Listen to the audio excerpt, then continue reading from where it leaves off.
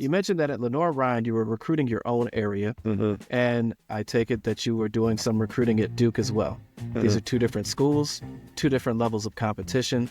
What were the differences in recruiting, but also what didn't change for you from each level?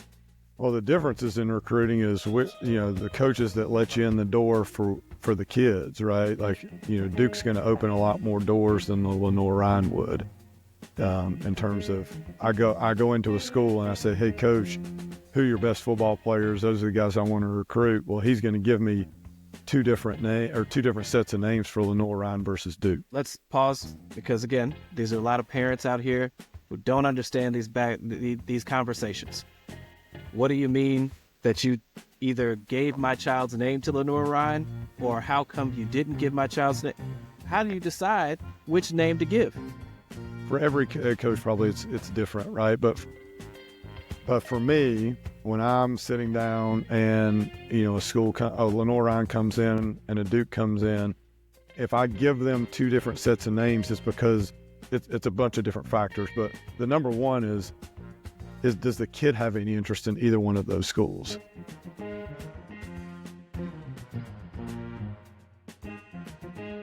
Welcome to How Tall Will They Be? We don't even try to answer the question that's the title of the show because we don't know. We have no idea how tall they're going to be.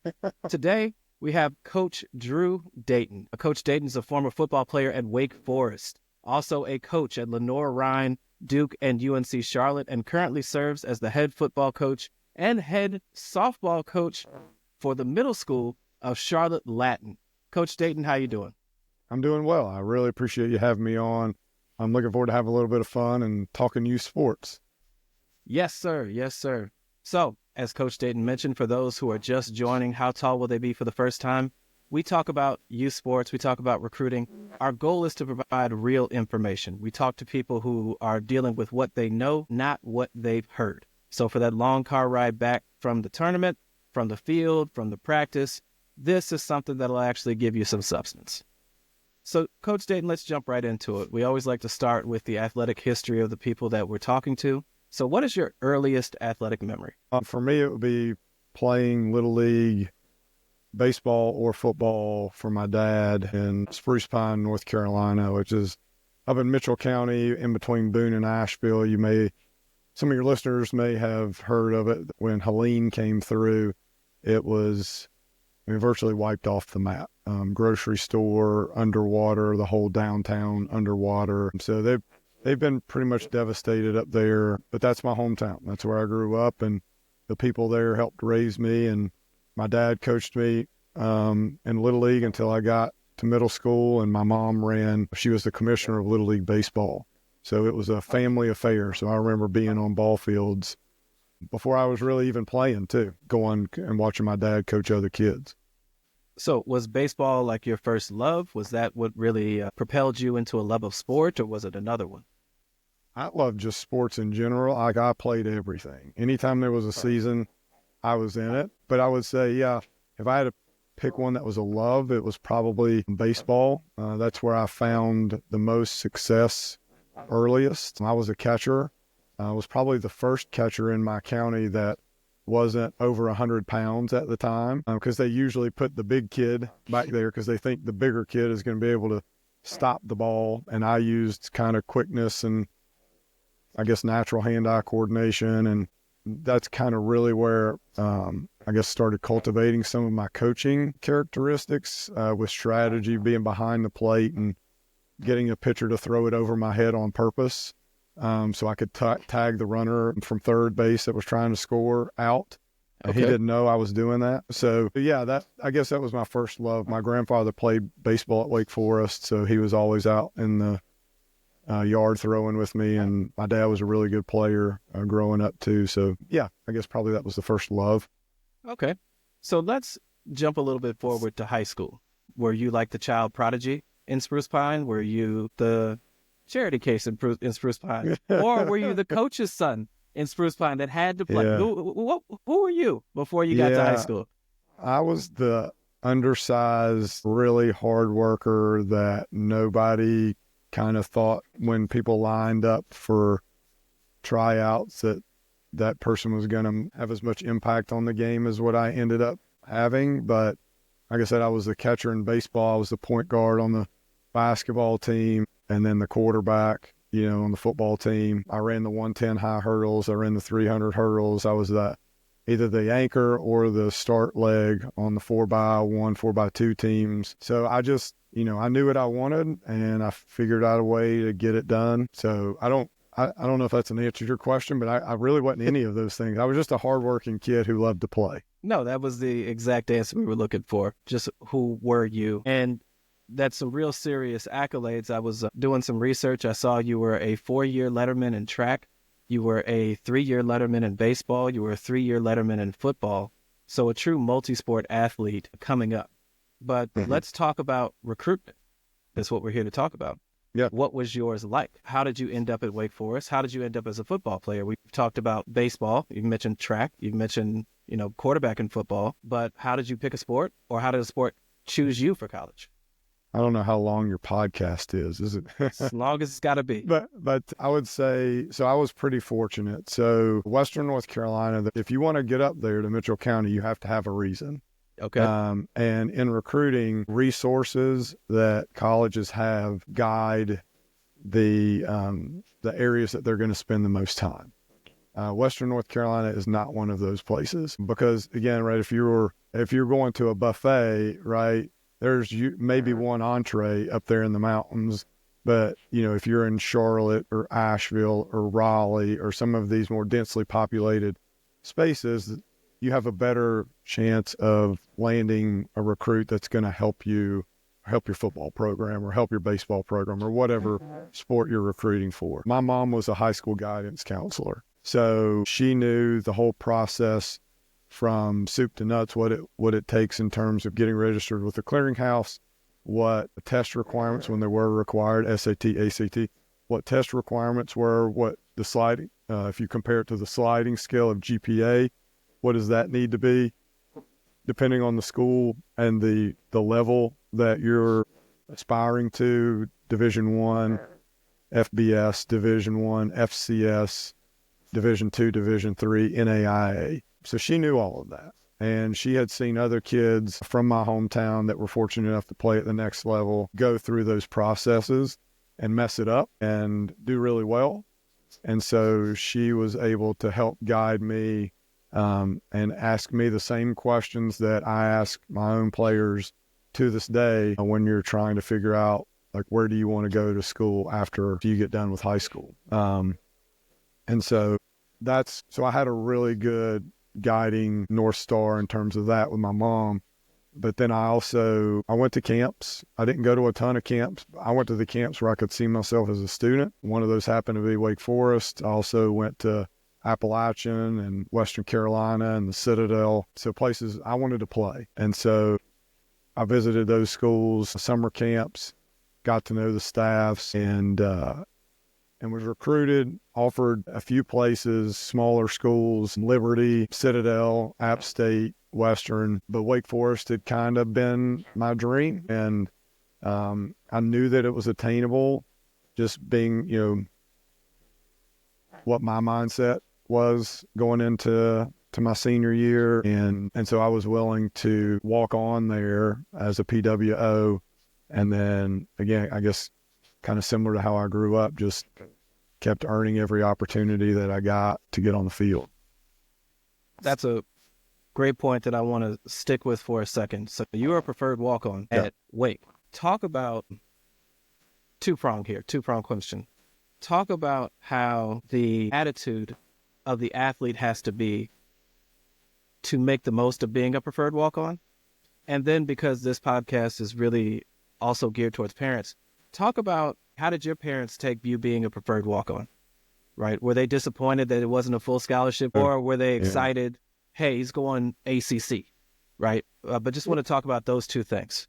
Yeah, so I guess let me try to address your first question. So the mentality of a PWO or a walk-on period, when I was playing it's a little bit different, right? Like nowadays, like the colleges, they put their scholarship kids to the very front no matter what, because they've invested in them financially, resources, right? Spent time recruiting, official visits, all those things. I don't feel like in today's game that walk-ons get the benefit of the doubt or the fairest shake when it comes to having an opportunity to play, because the colleges want to hold on to those freshmen that could just jump in the portal if they don't feel the love, right, that they felt, that they may have felt, right, in high school, being the man right where they were, or the woman right where they were, the star athlete. Now they'll just jump in the portal and leave, and there's no time to develop. There's no time in the system. And so I feel like college programs now will thrust those kids into situations that may not be the best for them developmentally, the opportunity for success, because they're trying to hold on to them.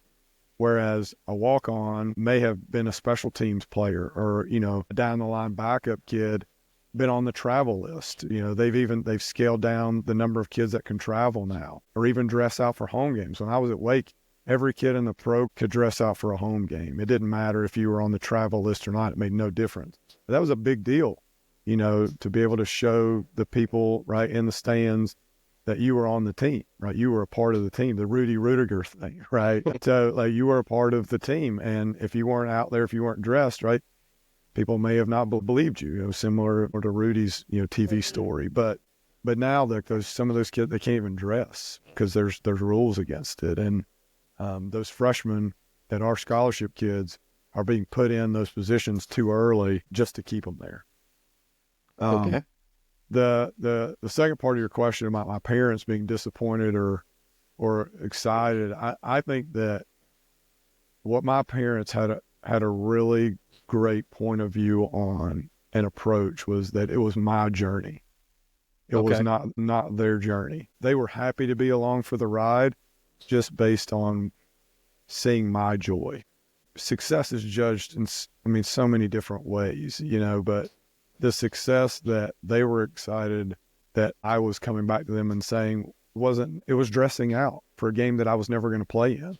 It was, getting reps in practice that I didn't get the week before, but those were just going as scout team reps. It was new PRs in the weight room because I was treated the same as every scholarship kid in the weight room by our strength staff. It was coming home with new gear that I got, from the program. Things like that at that time, and Wake Forest still does this. They treat all their players the same in terms of those types of things, those little rewards, but it's much, much different now in terms of like the playing time piece.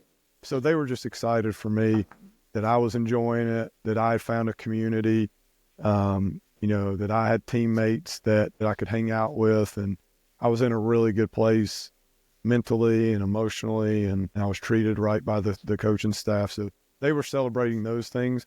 They could have cared less if I went from being a 3-year starter at quarterback on the varsity in high school to running scout team reps for Wake Forest. So was it a challenging transition that first year at Wake Forest, right? You've been a 3-year starter. You've had good success where you've been. Of course, you've got a really good attitude, but there's one thing to have a positive attitude and there's one thing to execute upon it in reality. So were there any challenges in that transition from high school to college? In terms of like sports? Or... Just in general, right? You're going from Spruce Pine to Winston-Salem isn't the biggest city, but it's a little different than Spruce Pine. Yeah. Maybe the workouts are different. Maybe the expectations. Yeah. No, I'll say that. That's number one. Like it is a job. College sports is a job. And anybody that thinks other than that, either during the recruitment process or when you actually get there, you have absolutely no idea. You're a cog in the wheel of the program. And if you are not holding up your end of what you're supposed to be doing and as being that cog in that wheel, then you're expendable. They take out that cog, they put in a new one. It is what it is. It is a business. But yeah, the strength training was totally different than anything that I had ever experienced. 5:30 a.m. winter workouts, full sweats, in a gym where the heat's turned up as high as it can go, mat drills in there, running, 3 flights of steps up and down. I mean, pushing trucks around the campus, like it was different. And in the summer, like you didn't go home in the summer. If you wanted an opportunity to crack any type of depth chart, you were there all summer working out and putting in the time, learning the schemes. But again, working out, conditioning, your body has to be totally different at that level in terms of like maintenance and trying to avoid injury. I mean, we play a collision sport. It's not a contact sport. So, so that was big. On the school side of things, it's like the time management piece. So you've got, I took a lighter load during the fall. I had 4 classes, two on Monday, Wednesday, Fridays, 2 on Tuesdays and Thursdays. But I took 2 classes every summer, so I could do that. And then I loaded up my spring schedule. The time management between lift, class, breakfast, class, lunch, snack, afternoon, a supplemental lift, the time management piece, making sure you're staying on top of that, and your nutrition and homework is exponentially more than what I was used to in high school. So that there was a learning curve there. So yeah, I mean, sports at the college level, it's not a hobby. That's a lifestyle. We're going to put that at the beginning of the podcast. That's the quote. That's the hook. It's not a hobby. It's a lifestyle. Yeah. So wrapping up this section about your time at Wake Forest, what was your biggest success at Wake? I mean, people would try to point to the Aloha Bowl in my freshman year and then Seattle Bowl my senior year. But for me, it was proving to myself that I had what it took to play in the ACC. Wow. That's my biggest success. Like, people walk in my office, and I'm not a jewelry guy. I've worn one ring my entire life, right? My wedding band. Mm-hmm. And that's the only one I'll ever wear. I mean, we win a state championship at Charlotte Latin. I'll parade that thing around at certain occasions, but when it's called for. But, people walk into my office all the time and they look at the bowl rings that we won, when I was at Wake Forest, and they want to try those on. But when I sit down with a kid and we're talking about college and playing and what it's going to take, I pull out my Letterman ring and I show them that, because that's what I'm most proud of, because you only get that if you get a certain amount of snaps at Wake. Okay. And they don't give those things out. That does not come lightly. And so for me, that's what I'm most proud of. And I did it in front of 2 staffs. I guess, like, what a lot of people don't know is I went through a coaching change there. So Jim Caldwell and his staff was the staff that recruited me, right? Like, even as a PWO, I was heavily involved with talking to them throughout the recruitment process. So that staff was the staff that brought me to Wake Forest. But after my sophomore year, Coach Caldwell's staff got let go, and Coach Grobe's staff came on, and everybody got reset to 0. So everything you had earned to that point, all the hard work, the summer workouts, the summer school, the spring practices, anything that you had done, because I had a pretty good sophomore year playing defense and special teams, but none of that mattered once they got there. So I had to do it all over again. So we're in a time of leaving. We're in a time of transfer in 2024. Yeah. Obviously, this is before then, but why not transfer? Why not? Why stay at Wake when the coach that brought you in, and the people that brought you in, the community that brought you in, is going to change? I love proving people wrong. That's in my DNA. I don't know why. I mean, I've just always been that way. And so the other thing is, I subluxed my patella in winter conditioning. So my kneecap popped out and popped back in. So I had to go in and have surgery. And this was I had surgery the week before the new staff got there. So I had to rehab before that. And so I missed a couple of weeks of winter conditioning. And so by the time I was ready to jump back in, that to them, I was the kid that had just been with the trainer the whole time, who was a walk-on, right? They didn't, I mean, they could have cared less about me at that point. But I got 2 strikes. Yeah, man. I mean, So it just didn't even cross my mind, to be honest with you. Again, Aaron, I'm a little different too, right? I knew I wasn't going to play NFL football like that. That was When did really, you know that though? I came out of the womb probably like, I mean, my dad played college football at Lee's McRae, and then his family didn't have the finances for him to continue that. So he dropped out and became a mechanic. My Mm-hmm. mom was a cheerleader at Appalachian. She became a guidance social worker, then a guidance counselor. Then when I got her master's of education, became a principal, led the early college in my county. Like for me, the education was the most important thing. I knew I could see what Wake Forest had done for people who weren't athletes. And so like I knew that the education was the most important part for me. And then the experience of playing football I saw as just a challenge. And this was just another challenge. Can I go play in the ACC? Great. I did that. Reset the bar. New staff comes in. Can I prove to this staff that I'm worthy of a roster spot and that I can go out there and compete at special teams? Like I want to run down on kickoff. I want to do kickoff return. Like I showed them I could go block kicks.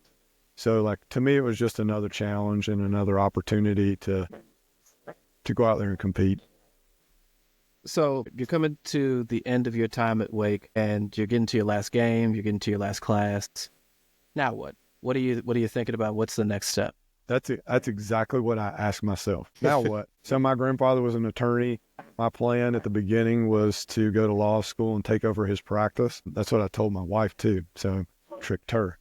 But did you guys meet at Wake as well? we did. So it was her last semester. We were in political science class together. I was the guy at the end of the table with the thick country accent that matched her politically in there. And a lot of times it was her and I against the rest of the class. She grew up inside the Beltway in D.C.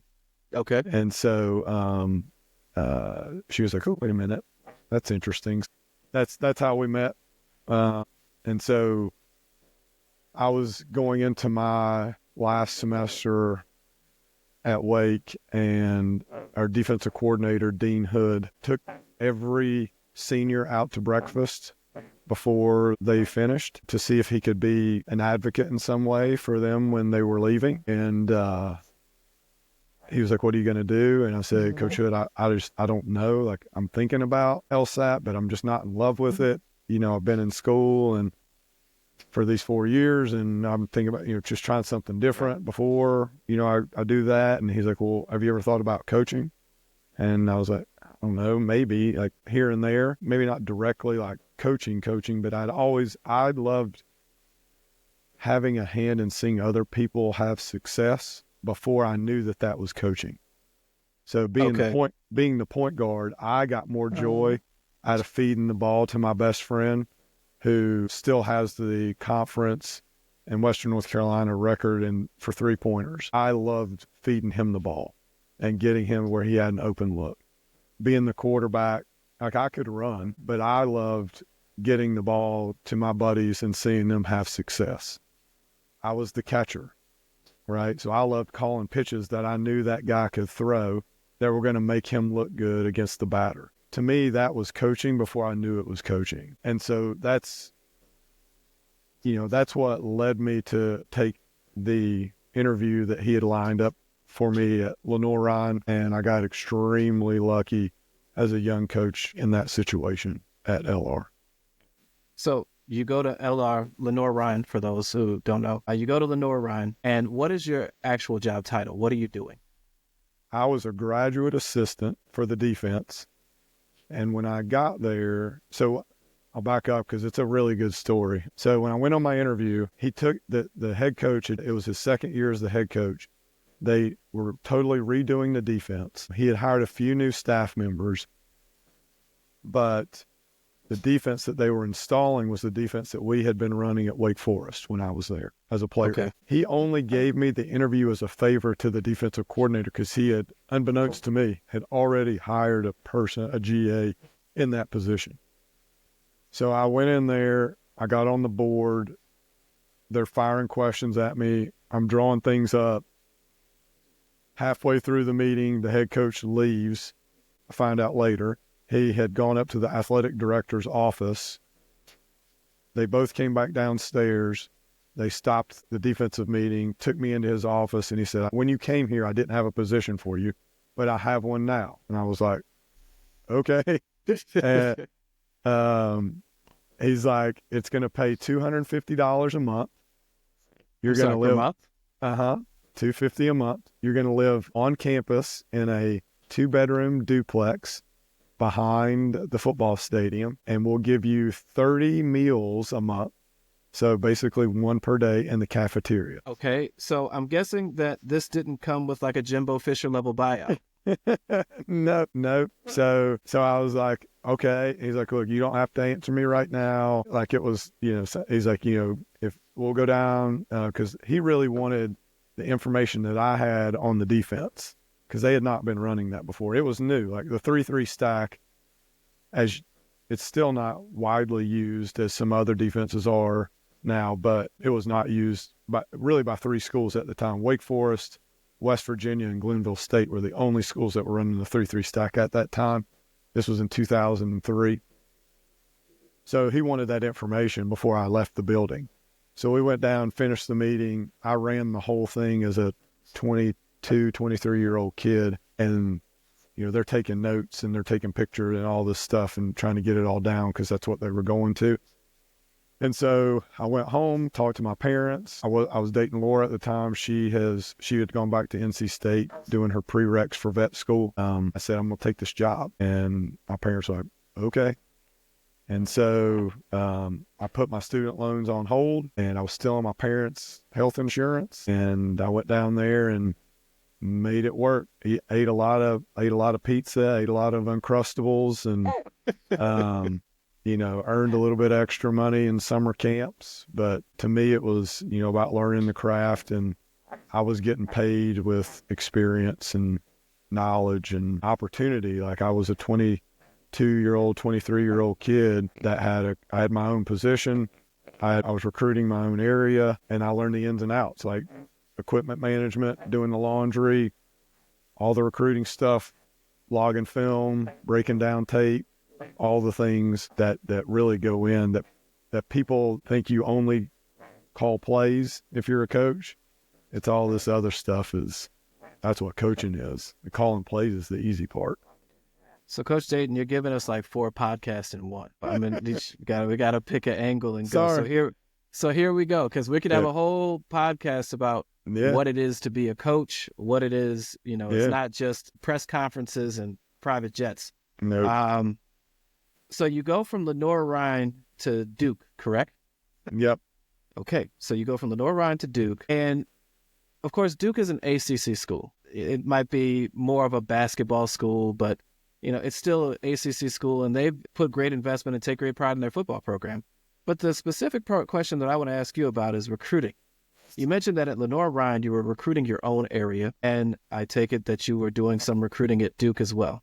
Mm-hmm. These are 2 different schools, 2 different levels of competition. But what were the differences in recruiting? But also, what didn't change for you from each level? Well, the differences in recruiting is, the coaches that let you in the door for the kids, right? Like, Duke's going to open a lot more doors than the Lenoir-Rhyne would in terms of, I go into a school and I say, hey, coach, who are your best football players? Those are the guys I want to recruit. Well, he's going to give me 2 different sets of names for Lenoir-Rhyne versus Duke. Let's pause because, again, these are a lot of parents out here who don't understand these conversations, right? What do you mean that you either gave my child's name to Lenoir-Rhyne, or how come you didn't give my child's name? Now you're a head football coach. Very good one, by the way. Head football coach. How do you decide which name to give? Well, again, for every coach, probably it's different, right? But for me, when I'm sitting down and, a school, Lenoir-Rhyne comes in and a Duke comes in, if I give them 2 different sets of names, it's because the kids, it's a bunch of different factors. But the number one is, does the kid have any interest in either one of those schools? Because if a kid comes to me and they say, look, I have 0 desire to be in Hickory, North Carolina, then I'm not going to give Lenore Ryan that kid's name. Like, why would I do that? They're going to recruit that kid. The kid's saying, no, I'm not coming. Well, then it hurts the kid that comes after them that does want to get to Lenore Ryan. The same thing with Duke, right? Some kids say, hey, look, I grew up a Carolina fan. There's no way in the world I'm ever going to go to Duke. And Duke comes in, they're like, I really want to recruit that Daniel Jones guy. Well, Daniel is a lifelong Carolina fan. Like, he's not going to go there. Well, I don't want to hurt the kid coming after Daniel that may want to go to Duke, right? Like, that's number one. It's my conversations ongoing with the kids about where they want to go based on region, academics. Are they going to have an opportunity to play there, right? Play there. Or are they going to be, a tackling dummy, right? Like, what do they want out of the experience? So that's the biggest reason that a name could go to one school but not the other. Okay. And so let's go put your hat back on when you were doing the recruiting, not the coach. Yeah. What were you looking for? Of course, there's talents and gifts and ability to play, but what separated I really got to get this guy recruit from that'd be cool. I guess I lost out on them. What was the difference? Well, the first part's the evaluation. So I'm going to turn the tape on. Can the kid help me, right, do my job, what I'm supposed to do? So that's number one. And if they can, the next thing that I do is I go talk to the janitor, the front desk administrator, the lunchroom lady. And then I eventually make my way to the guidance counselor and then to the principal and the head coach, because I want to know character. And I'm going to find out if that kid keeps his locker clean, if they say thank you in the lunch line, if they return their books on time to the library. Like, I want to know those things, because at the end of the day, I'm putting resources, time, and financial into this investment, into this child. Again, it's a business. I expect a return on my investment. I'm going to invest in the kid in other ways too, but from a program standpoint, they expect that, or else I'm not going to have a job.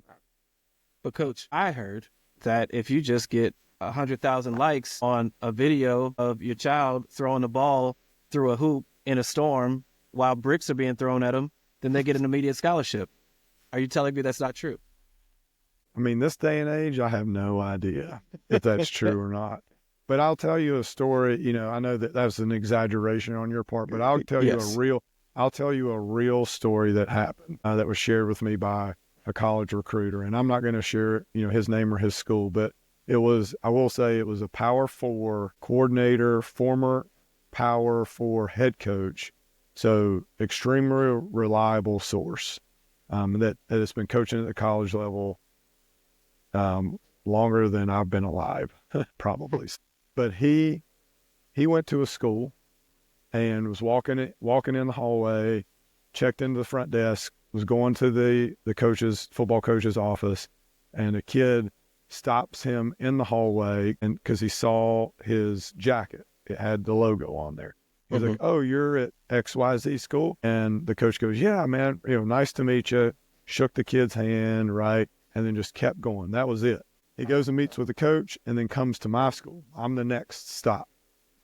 So he's on the phone, and he's never on the phone when he comes to see me. I've known him for a really long time. He's never on the phone. It's about my school, right? How are my kids doing? How's Laura doing? All this stuff. And so he's on the phone. He comes in. I'm like, "Dude, what are you doing out there?" And he goes, "Man, I was on the phone with my head coach." And I was like, "Oh, you in trouble? Like, what'd you do?" And he goes, "This kid that I just passed in the hallway at the last school I was at just tweeted out that I offered him a scholarship." I was like, "What?" He's like, "Yeah, I shook the kid's hand, said, 'Have a nice day, nice to meet you,' walked down there, got the information I need, came back, and less than the 15-minute car ride it took him to get from that school to my school, the kid had already tweeted out that he had been offered by this Power 4 school." Wow. And it happens. That's one example, but it happens all the time because kids are using social media as a tool, both positively and negatively, to affect their recruitment.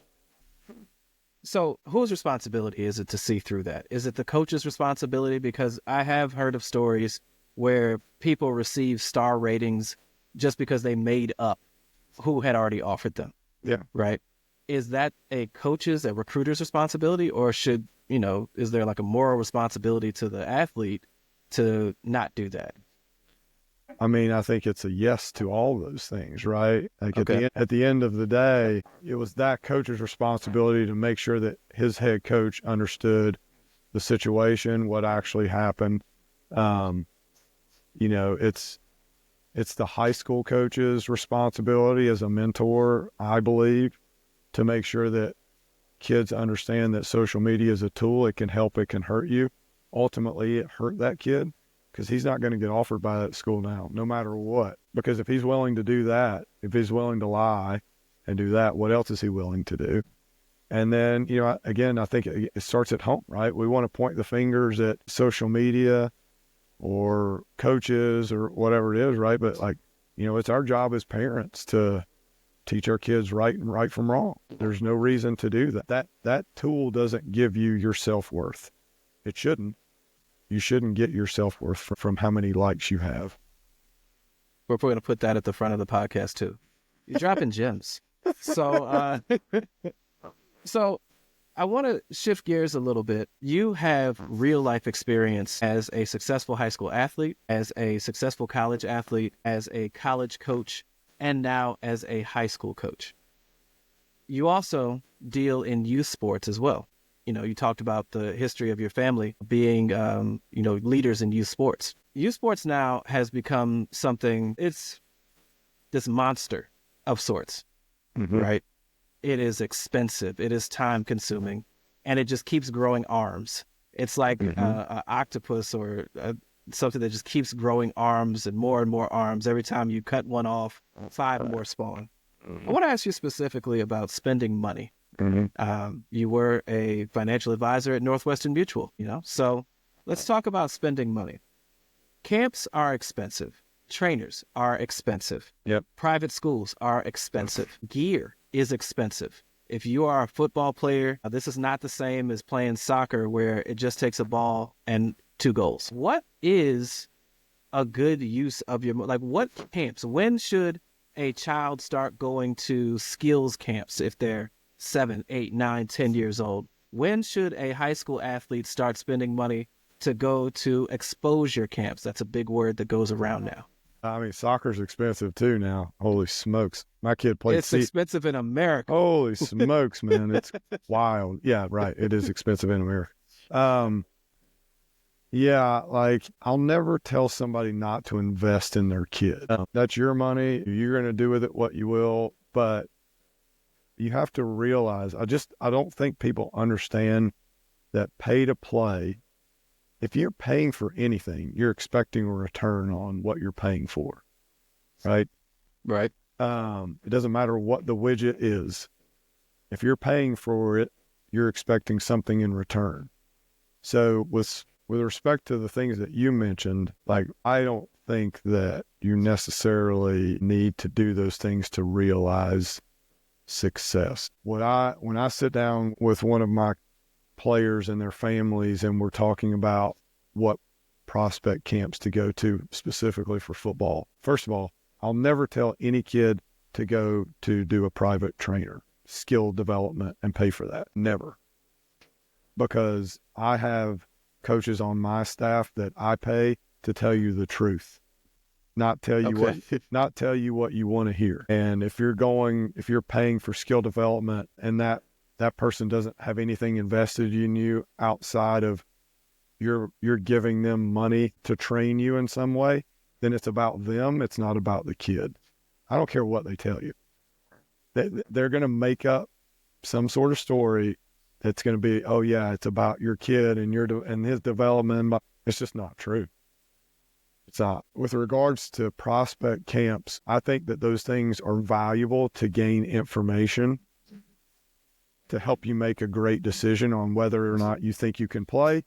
And if you think you can play at the next level, then after going to those camps, right, then it's determining, is this a place I can see myself at the next level? So, we always start with a wide net, cast a very wide net. have I pulled for this school growing up? Does it have, the program that I'm interested in, academics I'm interested in? Is it in the region of the country that I'm interested in? And again, right, trying to gather a lot of information from that. And then, and the competition piece of that is really important as well. I'm competing against this kid that, may be a proven 5-star or 3-star or whatever, so I'm putting myself up against them to see how I measure up. Because if I don't measure up at all, if I'm just a fish out of water, I may need to do a reality check and go to some camps that aren't Power 4, for instance. Maybe I need to go to some, FCS schools or some Division II schools or Division III. There's great football played at those levels. And so, at that point, it's more of a focusing in on where are we going to point our resources based on where I can see myself playing. And the other big piece of that too is it, like, especially with sports in general, but with football, like, if you get hurt, what's keeping you attached to that school? Because ultimately your goal should be a college education. No matter, even if you're going to be one of the 1%, less than 1% that plays in the NFL or makes a living out of professional sports, your goal should be a college education at the end of that. And if somebody pays for it, man, good for you. That's awesome. But, to go out and spend $1,000 or $500 every summer just to go out there and get a 40 time and a vertical and do a couple of one-on-one reps where there's 1,000 other kids and you're just a number. What are we getting out of that? It makes no sense to me to do that. I would rather our guys spend time with their teammates, learning our system, and making yourself more marketable to recruiters based on your tape, what you're actually putting on tape, with your high school program. Because it's, again, summer camps, that's not real football. Training, or going to like skill development, that's not real football. We put on pads and a helmet. And that's what recruiters want to see at the end of the day. You can go make as many one-handed grabs as you want with no helmet on, but when somebody pops you under the chin and you can't hang on to it, you're not going to get offered. Fair point. But what about like younger kids? So we have a lot of people who listen to this podcast who have children who are in elementary school, middle school, right? The points you make about high school and getting recruited and using real tape matter.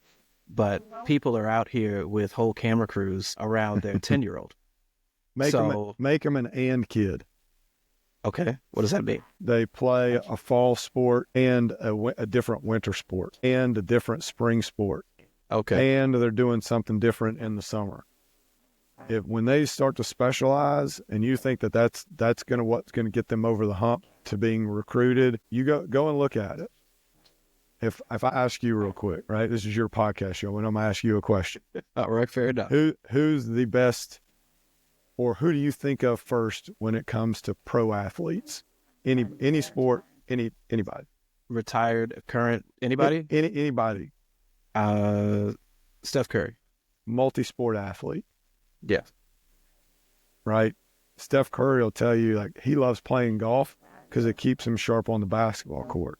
It also makes sure that he's not overdoing it, and all those muscles that he does doing this all the time don't get completely worn out. Those knees going up and down the hardwood, right? It gives those things a chance to rest, but he's still competitive. Like, he's training he's satisfying the competitive side of his mind, right? And doing a different athletic movement.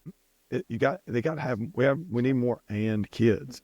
So for those young kids out there and the young parents, I would say do your best to encourage your kid to be an and kid until they get to a point, right, where it's a no-brainer that they're going to be a professional at this sport.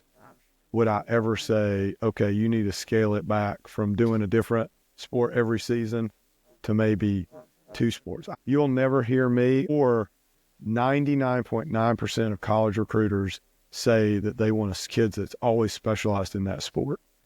You'll never hear it. Look it up. quotes from Urban Meyer, quotes from Phil Jackson, quotes from John Wooden, Coach K, Dean Smith, the head baseball coach that's had all the success at LSU baseball, Clemson baseball coach that's won multinational championship. You go look up quotes from them, and every one of them, it'll be about they want multi-sport athletes. They don't want kids that specialize.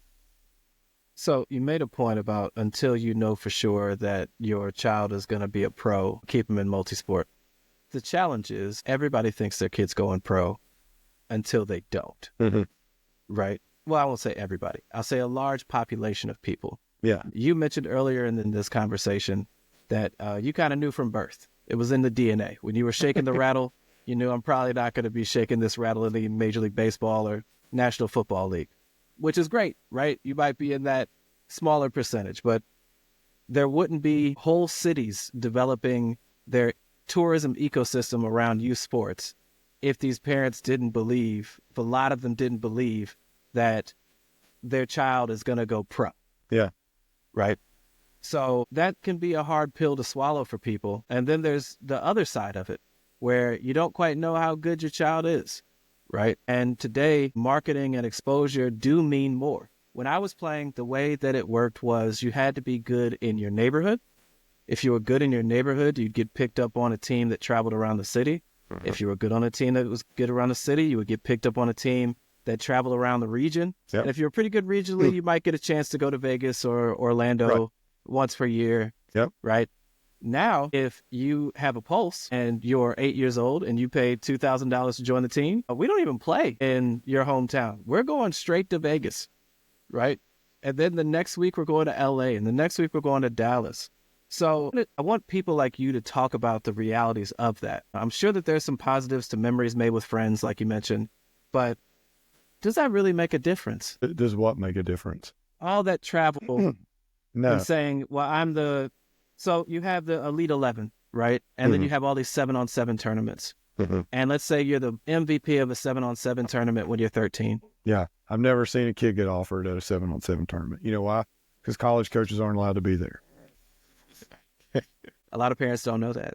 Yeah. So they're not allowed to be there. They can't do an evaluation at a 7-on-7 camp. So, well, all these good gems. We're coming to the end of our show today. I want to leave it open for two things that we end our shows with. Your best advice for an athlete, and then your best advice for parents. My best advice for athletes is to keep your school's sports first. Keep that the focus.